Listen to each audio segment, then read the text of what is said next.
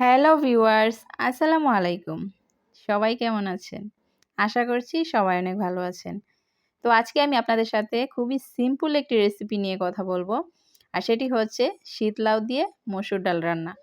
এটি কিন্তু রান্না করা খুবই সহজ আর খেতে কিন্তু অনেক টেস্ট হয় যদি কিছু টিপস আপনারা ফলো করেন।